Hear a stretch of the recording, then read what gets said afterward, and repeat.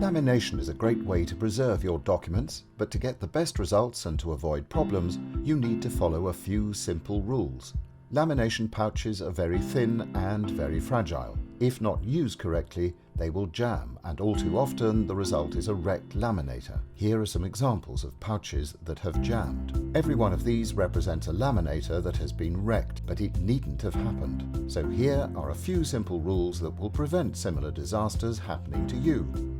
Rule 1. Always read the instructions provided with your machine. They have been provided for your benefit. If you damage your machine by not following the instructions, you can't expect much sympathy from the manufacturer if you try and make a warranty claim. Rule 2. Always set your laminator to the correct temperature for the thickness of the pouch that you're using. Laminating pouches are available in different thicknesses. Thick pouches need more heat than thin pouches. Setting your laminator to the thickness of the pouch will ensure that it will operate at the correct temperature.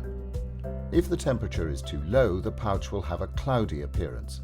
Setting it too high could cause the pouch to jam.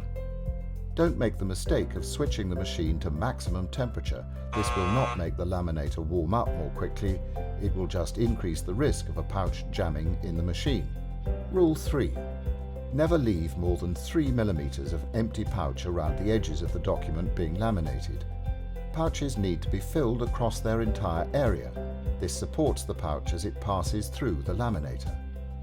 If the pouch is not filled, it isn't supported, and the heat of the laminator can cause the empty parts of the pouch to droop and jam in the machine. This is the reason that cutouts, irregular shapes and soft items such as tissue paper or fabrics are unsuitable for lamination. In fact, attempting to laminate multiple items in a single pouch is the biggest single cause of wrecked laminators. If you have to laminate these unsuitable items, you must use a carrier. If you do not, you run the risk of causing a jam that could well wreck your machine. Carriers are available from your pouch supplier. In an emergency, you can make one by folding a suitably sized sheet of thick paper in half. Rule 4. Always put the closed end of the pouch in first. If you do not, the two sides of the pouch will go their separate ways around the rollers and jam. For the same reason, never put a pouch in sideways.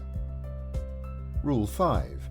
Never attempt to laminate heat-sensitive materials such as wax crayon pictures, thermal fax paper, instant photographs, etc. The heat inside the laminator will destroy your images. Rule 6. Do carry out preventative maintenance. Even perfectly filled pouches will deposit some adhesive onto the rollers inside your laminator.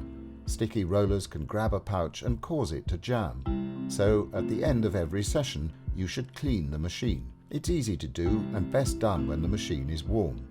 Take a piece of thin card, then fold a piece of ordinary copy paper in half and tuck the card into the fold. Passing this through the laminator 4 or 5 times will remove any sticky adhesive from the rollers. That's it.